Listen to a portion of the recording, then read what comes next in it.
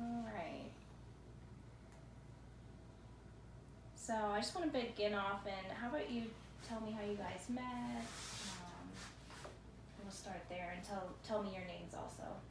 So I'm Casey McCloud. I'm Antonio McCloud. I go by Tony. Went to college up in Vermont. So we signed up for a kind of intense architectural program, and we met day one in college, but we weren't really close friends until maybe second or third year. Yeah, we knew of each other, and but we weren't really running like we didn't spend a ton of time together. Mm-hmm. And we started actually going to church together. Yeah. And it was just because it was a funny story. Our third year we're going to church together, and do you remember this? Yeah. We're sitting in the sermon, and it's on campus, so it's just a generic Protestant service, it's great. And the chaplain looks down and goes, so there's a statistic that whoever you date on your third year of college is who you marry. And he and I are sitting, and we had just started dating, and we bust out laughing. We're like, oh, that's so funny. And then from there it was... Here we are. So we continued to date, and then we both went home after college, and then got married about a year after college. Yep. What year was that? 2005. Is when we got married, yeah. Oh man. So, question, how difficult was it dating in college in 2005? And would you say that you guys were impacted by being different races, or do you think that it was pretty smooth sailing? So, like I said, we were in Vermont. Yeah. And I played sports. And I was, obviously minority, right? So we had issues in Vermont. Not as much as I don't think is say the south of the U.S., but there was still the typical walking in the stores and people following you. Where are you going? What are you doing? And I think when we started dating, from our peers, did you notice any kind of kickback? No, because it was a pretty tight-knit group. It was not a huge college, and so when we began dating in Vermont, it didn't seem like the ripple effect was there. I never noticed anything till after we got married, where I was like, people are angry about this. Like, I had no idea. What happened after you got married that was different? Legally, I couldn't leave her. That was the first hurdle. You're so silly. No, so we got married, and we thought, all right, we're both architects, or going to be architects. Let's move to South Florida. That will be where the most of the construction was happening. Yeah, and there's a ton of most building. money. We'll figure we'll be rich and famous. Yeah. So we moved to West Palm near my parents, and it wasn't uncommon going out to lunch or dinner and have people yell stuff at us. Shouting at us, and I'm like, what in Which the is world? odd for Florida, being that it's a melting pot, right? There's so much, there's Haitians, there's Jamaicans, there's Hispanics, because South Florida is just kind of so many cultures there, but I think I noticed more anger from strangers. Not like people I knew, but like walking out of a restaurant and somebody would say, you blank lover, Yeah, and I'm like, what is this? What? Yeah. Like, I was unaccustomed to this. I think the area that we lived in was there.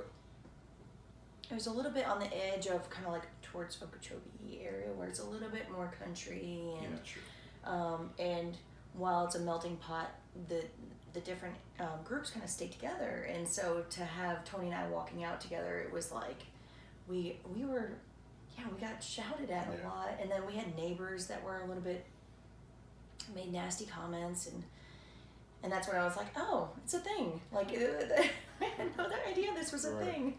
Oh man, did you guys have family support, or your social circle, were they supportive? I think so. Yeah. Casey's family's from here, so we were down in Florida, so they were kind of a distance away, but my mom and dad were pretty close, and they were supportive, I think.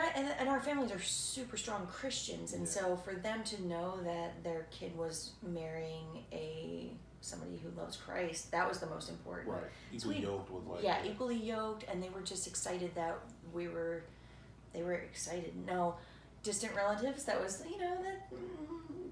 everybody's got opinions, but it was not too much of an issue, because ultimately our close-knit family, our our family was more concerned about our faith. Now, when you guys were going through what you were going through in Florida, what was your family's response to what was happening? So a little different because I went to military school in Indiana from 6th to 12th grade. So I remember my first month in Indiana calling home because that was a whole nother racial issue as a 6th grader, and it was a boarding school. So my parents were very much from the opinion of it's life, you're gonna learn today, kind of deal with it. So when we got married, I think the armor was already built for me and what life had to throw at me for what I looked like.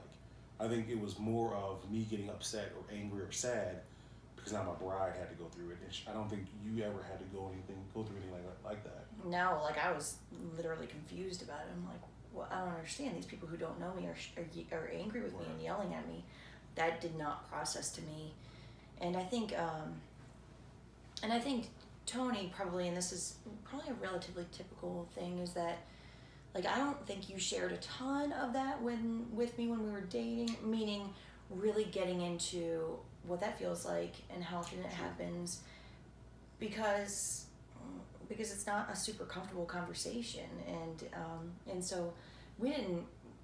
I had heard about like his experiences, and so, but for me it was uncharted territory, and so if I think even then I was so confused by it that I didn't even go to my family about it because I was like, what is this? What is this? And then, but he was of course, Tony was a good resource. He's like, all right, this is what it is, and there's no explaining it. It's just an odd, yeah. And I just want to go and talk a little bit about growing up. So you said that you come from Indiana, and so it was sort of like something you were used to. Sure. Can you describe like what you mean by that and what that experience was like? So my parents lived in Florida. Well, I was born in Detroit, Michigan, and my parents moved to South Florida when I was like in 3rd grade, and then in 6th grade I went to boarding school in Indiana. So that looked like 400 or 500 kids from 5th grade to 12th grade in dorms essentially, but it's a military school, so you wear uniforms, you march, you do all that stuff. But Indiana was in a unique situation because, I mean, you can count maybe on 2 hands how many African Americans went there, right? So 500 kids, maybe 8 African American kids there. So they essentially had a siren that they used to be a tornado siren, but they changed it over to essentially to announce to the campus, it's a huge campus, that the Klan was marching. So you hear the siren, it was essentially like get inside the dorm, lock the door. So or when I played sports, it was a lot of yelling N-words in the crowd or the court. And when I looked to say an adult or an authority figure, it was like, what's the problem here? So in Indiana, it was more just a natural term, or even the kids in the school there. So when we marched, you would have cadences. You would sing to help you kind of stay in step. And it's not uncommon to hear racial cadences. So, and until I was a junior or senior is when really the school tried to clean up some of those kind of embedded racial issues. So, and then I graduated and went to Vermont. So being the minority wasn't uncommon when I went to school in Vermont. How did you cope with that sort of? Like I said, originally I reached out to my parents and was kind of like, get me out of here, don't want to be here. And they kind of nixed that.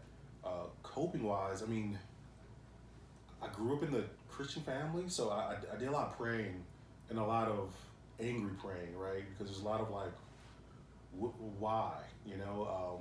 And then you have, you know, the silly questions from people who just didn't know any better, right? It wasn't like they were racist, or it was just they just didn't know any better, so they had generic one. You know, like, what do you use to brush your teeth with? I'm like, toothpaste. And they're like, well, why are your teeth so white? Oh, because your skin's so black. And it's just like those kind of statements where you're just kind of, I mean, you're 13, and so it's coping was a lot of prayer and a lot of conversations with my mom and dad.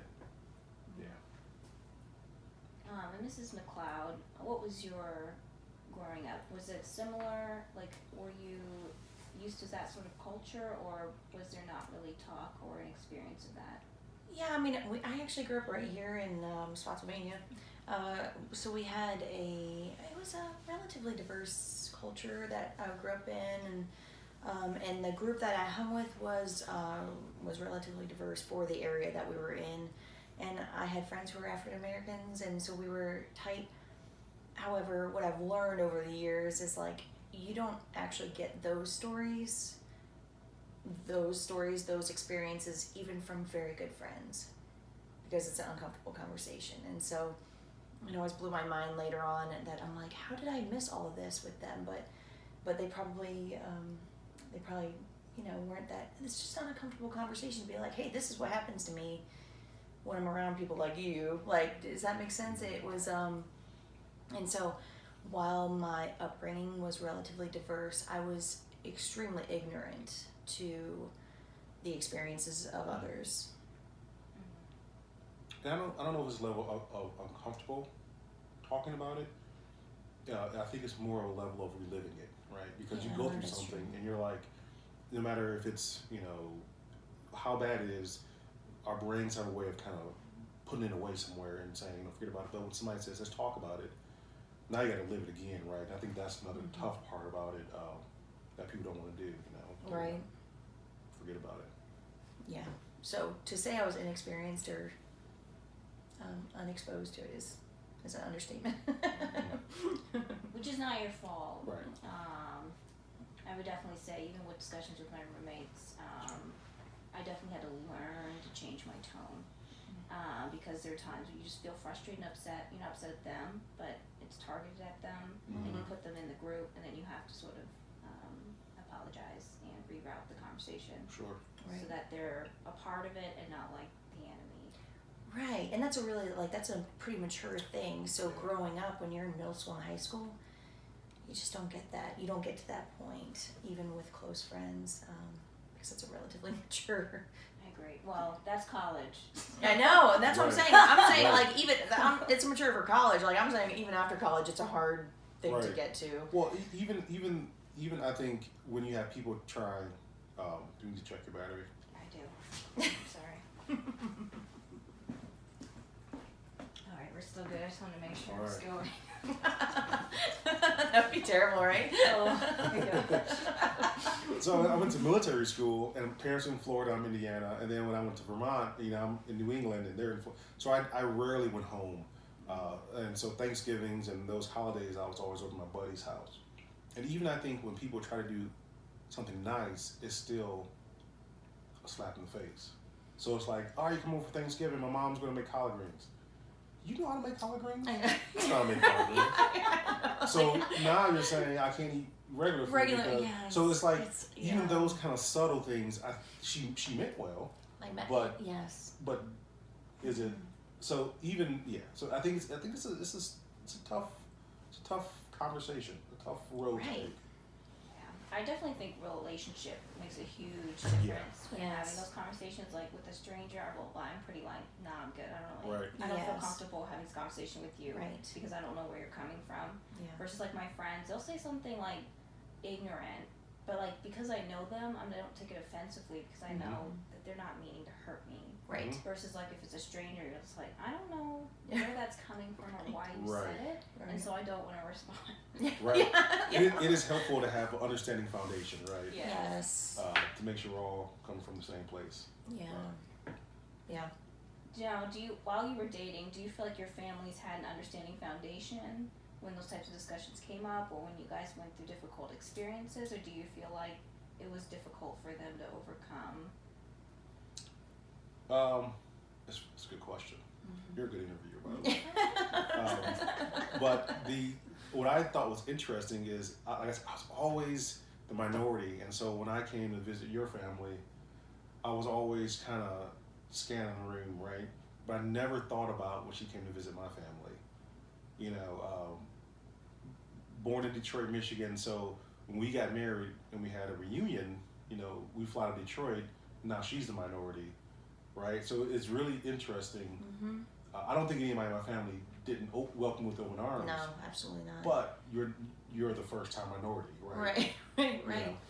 Yeah. Yeah, no, I mean, I think we both come from very, very, very good families, that the love is very strong. And so even when I came to like the first family reunion and I am the minority, there was only love. Like it was just so sweet. And I attribute that to being Christian, solid Christian families, because otherwise it doesn't make sense. It's like, wait a second, how does that work? What are those? But having Christ as the foundation, that you have, and like we were talking about that foundation earlier, to have tough conversations.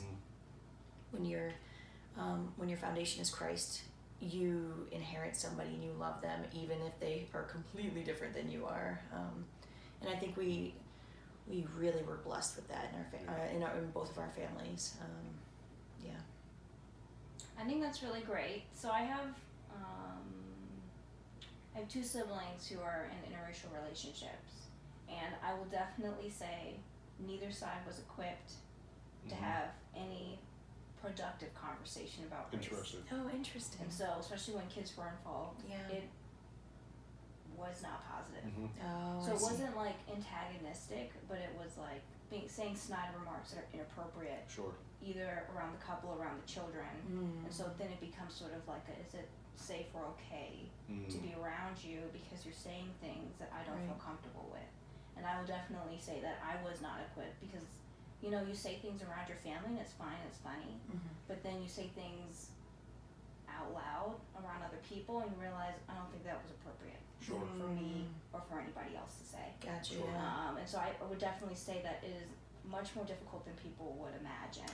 Yes. I agree. Until you're there and you're in it, especially when they had kids, and like just my sister would have to pull me aside, and it was really hard and hurtful because I felt like, why are you talking to me this way? I don't understand. It was just a joke, and she was just like, that's so inappropriate, and I don't want my kids to feel like they have to choose. Sure.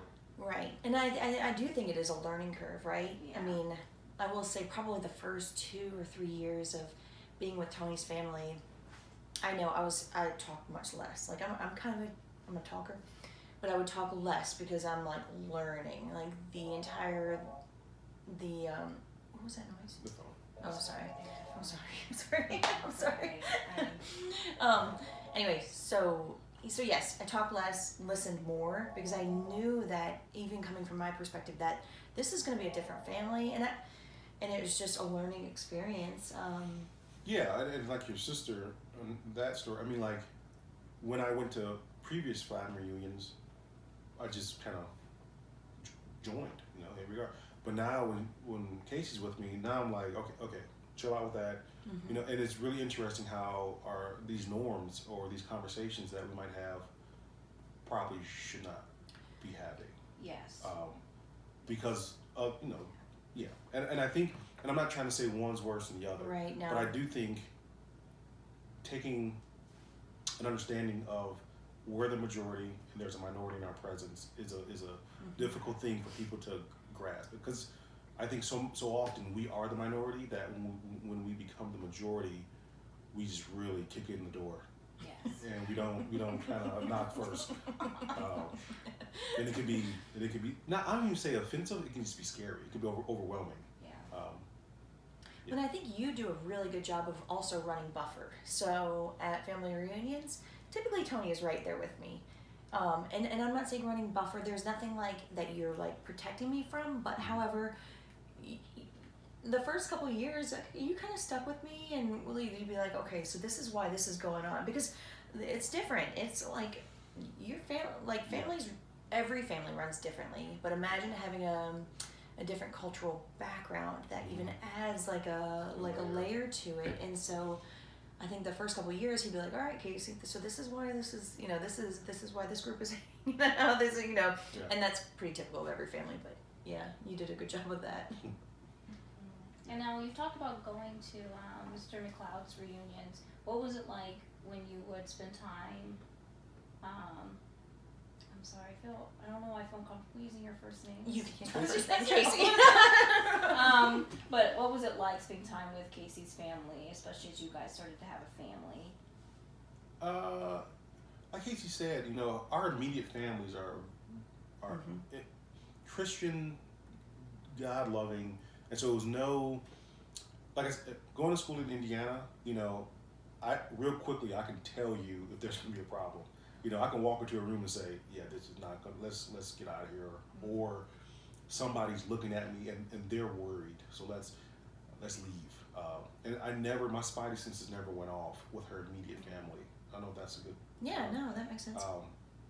Now there was hesitance on joining some things. So like, her family does a fishing trip, guys only, and it's from say 16 all the way up to 70 family members, your age group. Oh, wow. They would go, and for years I was like, I'm good, because they would go off in the woods somewhere, and I'm like, I don't know if I want to be out in the woods somewhere with some strangers. I don't know where their foundation is.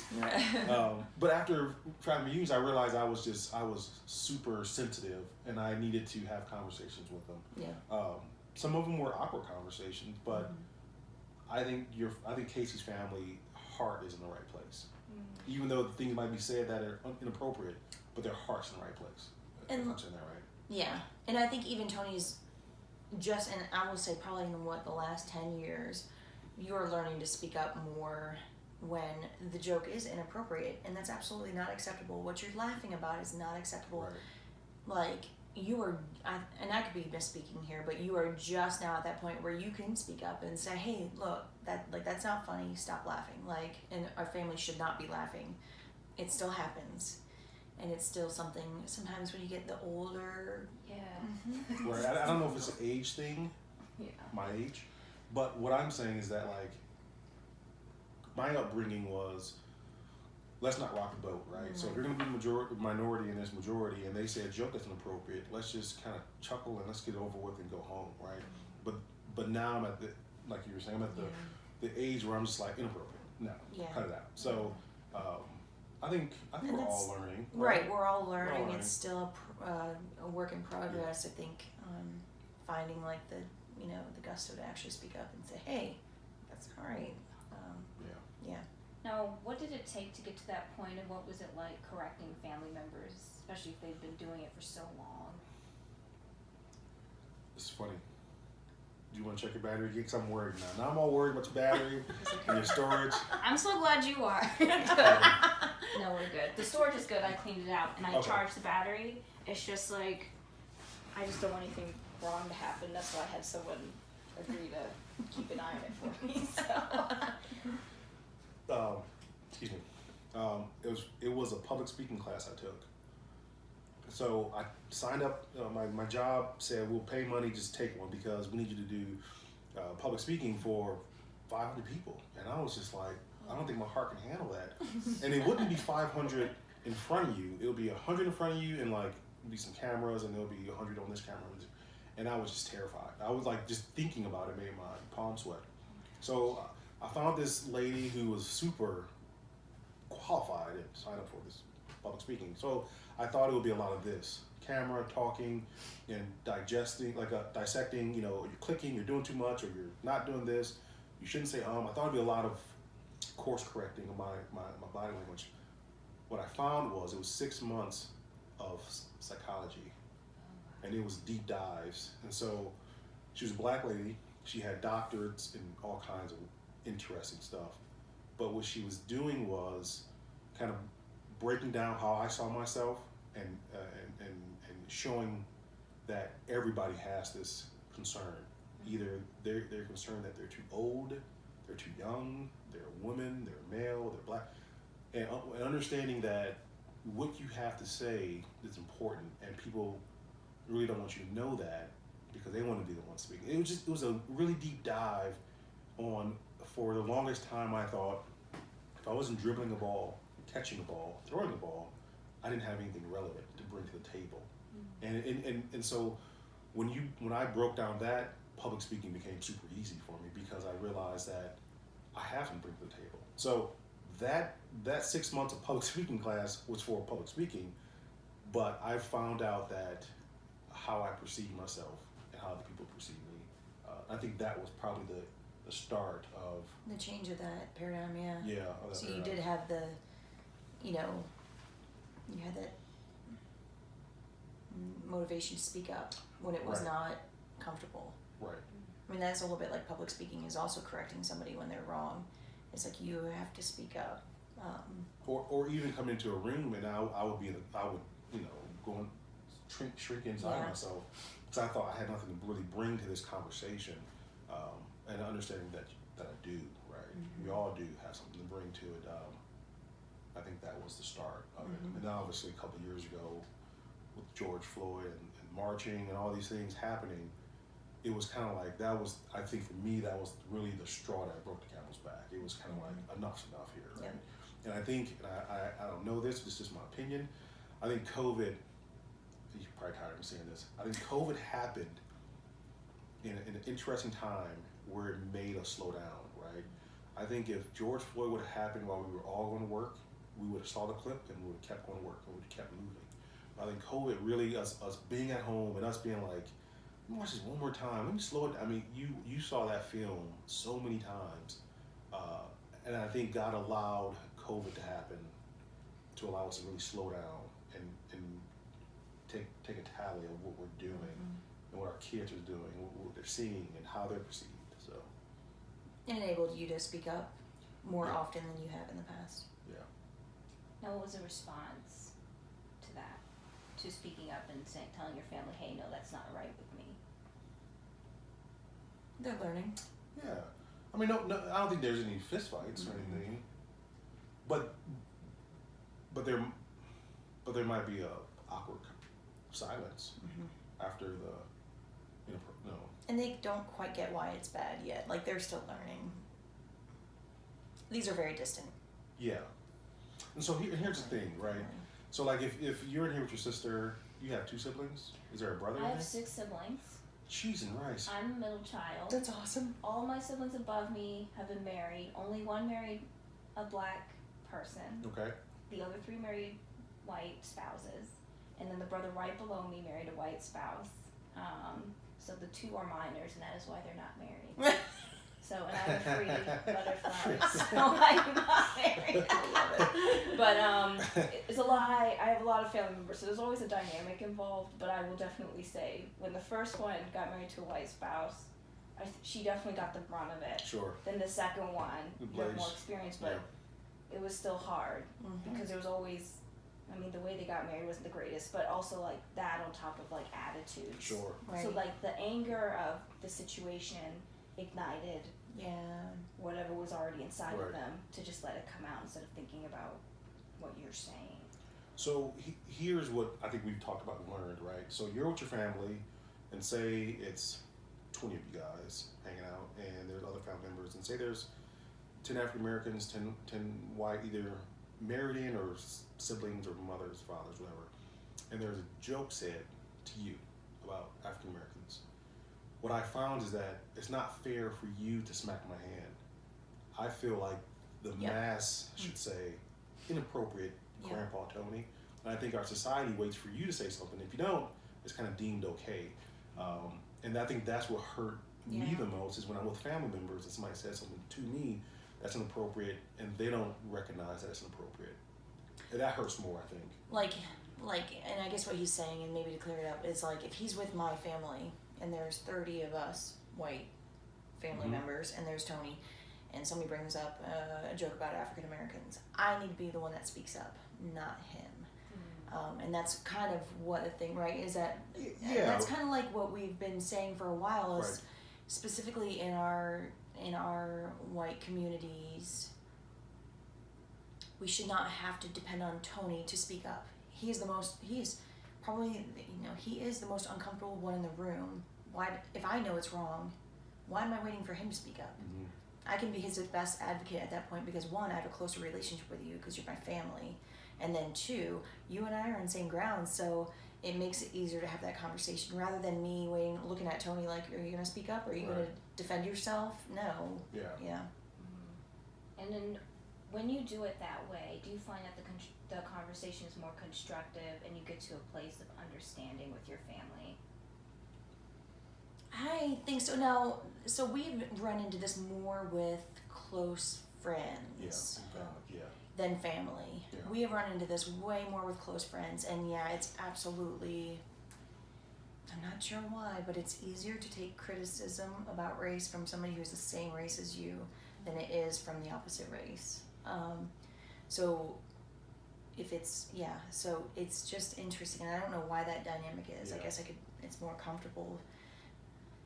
But if I speak up, and it's, my white brothers and sisters who are friends, and I speak up, then it's taken a little bit better than if Tony, and there is a stigma there about African American males always being angry and violent, and so there's that too, and so little old me can easily speak up, and nobody's worried, nobody's scared of me. Nobody's scared of me. Except my kids. But so it ends up being delivered a little bit easier. Yeah. And then same with when, Vice versa. Yeah, vice versa. Like it's just that little bit of common ground that you look like me, I'll listen to a little bit more. Yeah. I know that sounds super, super simple, but it's there. It's not. I 100% feel that way. Yeah. I won't lie. I'll definitely say I would acknowledge I feel that way. Yeah. It's not fair. I know this might be an extreme analogy, but if somebody was like sexually assaulted, do you expect them to go to the person and say, or would you expect the masses to say, lock this gentleman or female up? It's just, I think our society waits for the person who's been verbally, mentally beaten to stand up, and then when they do stand up, it's like, oh, they're angry for no reason. Right. So it's just like you can't win that way. But the conversations we've had, it seems to be more powerful coming from somebody who has no skin in the game. Right. I am not saying that you're dumb or smart or you made a bad decision, but I know that this is wrong. Mm-hmm. Am I saying that right? No, that's absolutely right. And what brought you guys to that point? Like, did you read something, or did you just find that when you experienced it, you had a better response? So Casey doesn't read at all. He's being yours. Casey has a book sent to our house once every 3 days. She polishes off a book literally every day. And so what's interesting is that Casey would read tons of books, statistics, like these are the facts, not these are my feelings, but statistics. And so what's interesting is that she comes with like data, and I'll come with feelings, and we'll have this conversation, and it'll just shine light on things, right? It'll be like, well, why does this happen like this, or why does this happen like this? And statistically, this is what society's been doing for the past, whatever, 100 years, whatever. Right. Do you think that has something to do with it? Yeah, no, and I think it's also just experiential. Like, we ran into it a few times where people would listen to him, but also be like, well, he's saying that because this, or this. Mm-hmm. And then the minute I can speak up to it, it's like, oh, people listen. So it was a lot of, because I used to only come at it with like, I'm like a numbers person, like statistics. Like, okay, well, these are the statistics on this. And not include experiences, but I've learned over the years, like sometimes people need experiences, and so when I bring up, well, this is we like the Florida thing, like experience this, people are like, wait, what? And they look at me and they're like, oh, she's got no reason to lie about this, like she's got no reason to embellish this, and so listen to a little bit more, and I don't know, it's just we've learned mostly through conversations and reactions. Now, I sort of want to pivot to your kids and what that's like with them. I'm first going to turn the volume down on the phone. Okay. And then check my own phone. Technically, the office is closed, so I don't know who's calling.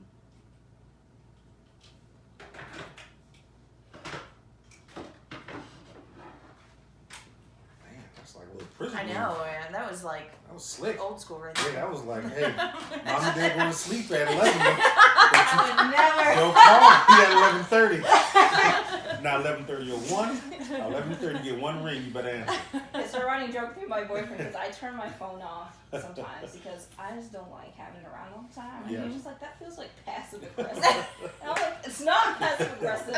I just need like a timeout. There you go. Where somebody's Yes. not contacting me and Shut I it can down. do what I want. Yes. But yeah, no, I've learned I sometimes turn it on silent because it's taken aggressively. Aggressive. That's funny. I want to pivot to your children and what the experience has been like for them. So were they born in Florida or were they born in Virginia? They were born in Virginia. Okay. So born and raised here, yeah. Mhm. And so what has the experience been like for them? Would you say that's been easier for them versus what you guys have experienced together, or do you think it's just different? So we adopted them. No, he's so silly. so silly. So our son Ezekiel, Oh my gosh. he's 13, and Evangeline is 10. And so, you know, so kids are so pure, right? They're so honest. So when they were able to obviously communicate, you know, Zeke would say, you know, Dad or Pops, you're black and Mom's white, so does it make me gray? You know, and it's just it wasn't a dig. It was just more of like, so what am I, right? And you can tell at a young age, I think humans are trying to figure out what am I,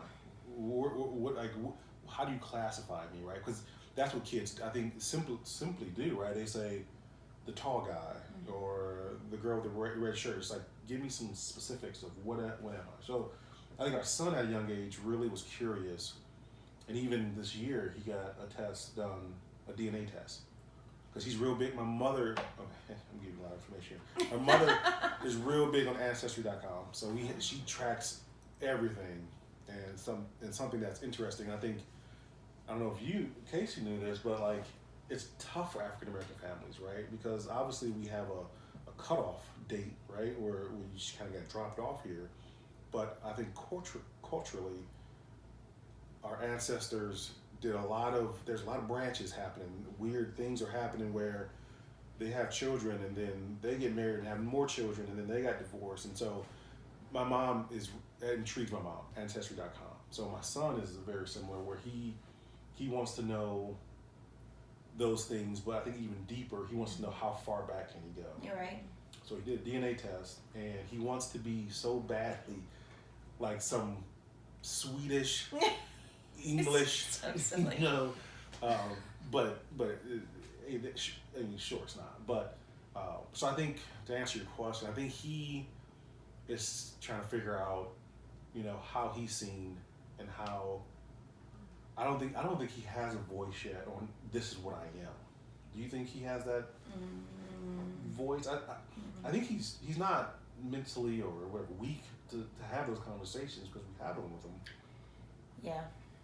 No, I don't know. But I think he's still trying to figure out. He's still figuring it out. You know, what I am.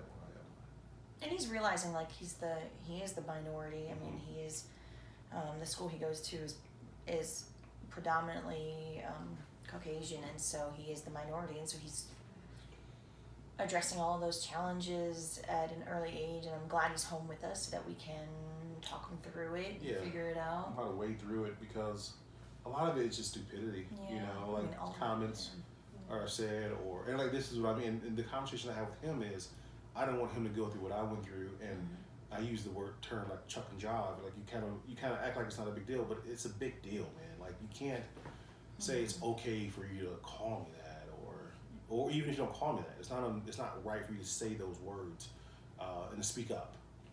So I think he's figuring that out. I will say though, having kids was when I really learned how skewed this world is towards Caucasians. I remember, and it broke my heart when he was, I don't know, he was what, 3 years old, and he is, you know, I'm reading to him at night, and we're going to bed, and he goes, Mom, how come there's no superheroes that look like me? And this was like before, you know, Black Panther and all that stuff, or what's the movie? The Miles Morales, the Amazing Spider-Man. Yes, it was before all of that. This is back 2010, 2011, where. And I think at one point we were like, there has to be There somebody. has to be one, and I literally. So we're Googling it. I went on a Dig research deep. project to find one superhero that Found one. the Green Lantern, Green Lantern. except he shows up as white in multiple editions too. So But back in the 60s, he was a black guy. apparently, but he's wearing a mask 99% of the time. Yeah, it was one of those, but it shattered me, and I was like, wait, what in the world? And then Band-Aids at the time, there was no, and he'd be like, how come this Band-Aid doesn't match my skin, but it matches yours? Yeah. And from a child's point of view, there was no political agenda behind that. There was no cultural agenda. It was just simply, well, how come you get this stuff and I don't? You know, and it shattered me. And I would have never, I mean, even being married, we had been, at that point, we had been married how many years? We had been married 3 or 4 years, but I was relatively ignorant to how conditioned our world is to suiting Caucasians. It blew my mind, and there were other things that happened, but that is what having kids have taught me a ton on that. Yeah. But a funny story, my son's friend thought that he was adopted. Oh my goodness. Because Casey dropped him off.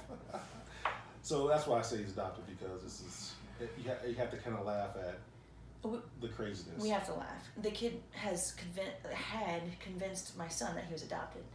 Have you met your birth mom? Is what he asked him. Now he goes to a school where there is a lot of adopted children, so you can't be, and that's fine. Like, I love adoption, but it was like, okay, don't make that assumption, you know. And it was just silly kids. But he legitimately was like, Zeke, have you met your biological mom yet? And Zeke is like, wait, didn't she just drop me off? Zeke was so confused, and then he legitimately asked me one day. I was like, seriously? Yeah. You're so special. And I think our daughter, Evangeline, she's 10, and this is just me being biased. Something about a young man and boy that's going to be a man, I think it's very important that the foundation is sturdy. Mm-hmm. I'm not trying to say young women don't need that foundation, but I think she'll discuss things with you. Yeah.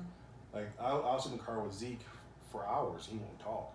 And I think, not because he's mean or upset, he just kind of internalizes it.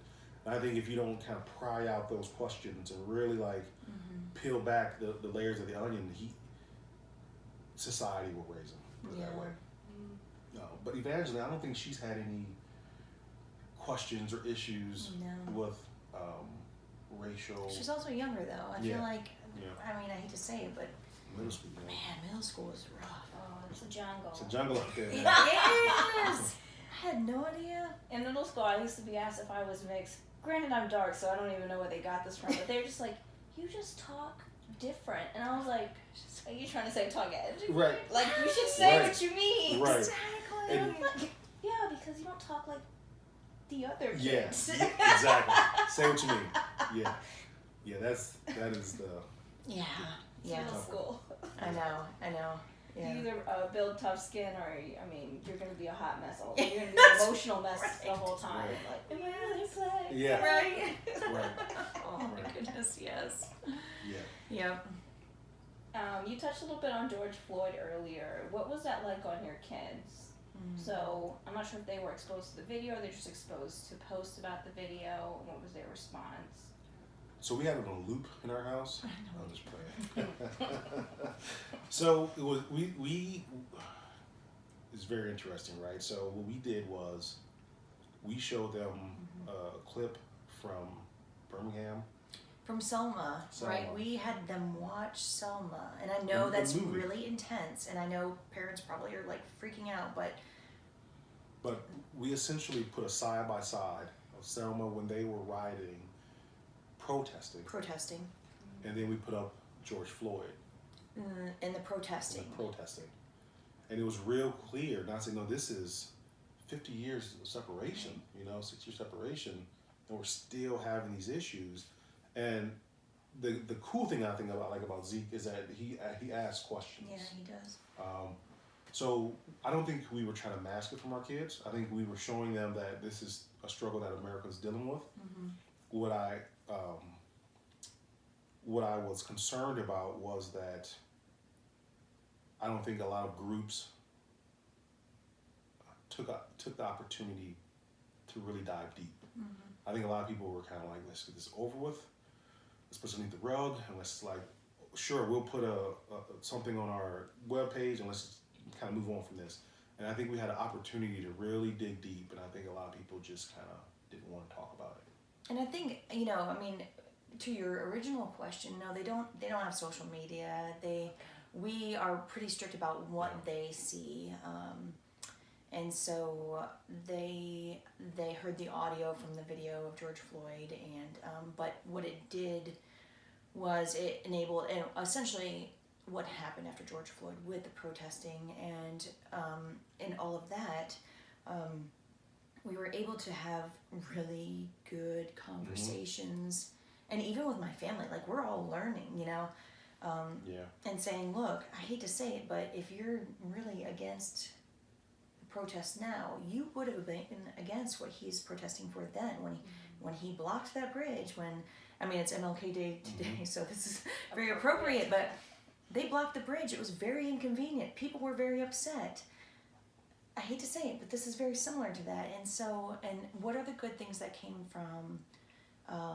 from those protests, and what are the good things that that are coming from that year of kind of turmoil? What conversations were had, and what we can all learn from each other. And so I think we worked really hard on that, because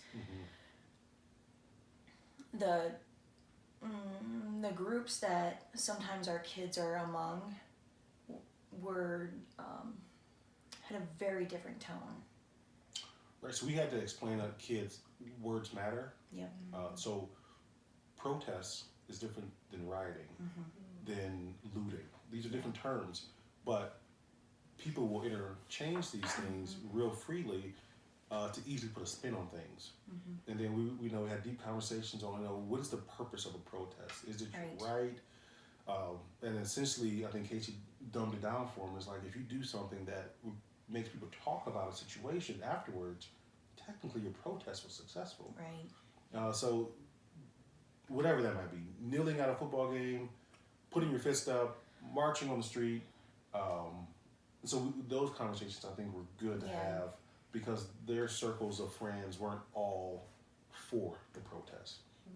So we had to really dive deep, which is interesting. It was interesting. Yeah, I mean, it was really, I'm sure every parent on this, well, we might have been the only parents. I'm sure all the parents had struggles talking about that whole issue, and what do you learn from it, and where, anyway, with all that being said, it was, I'm thankful that we were home, that we were stuck together in quarantine, that we were able to have these deep conversations, and they were young. Zeke was only 12 at the time, right? 11, 12, yeah. Yeah, and so, 11, they were still young, and I was like, Tony, are they, and he's like, look, they're going to run into this. This is not, as much as I would love to, shield them from knowing about any of this, knowing about all the injustice and all the stuff that happens, I can't. That's a disservice to them, because when they go to experience things, or when they hear dumb conversations, sorry, I shouldn't say that, when they hear conversations that are not based upon truthful experiences, they won't speak up, and we really need them to.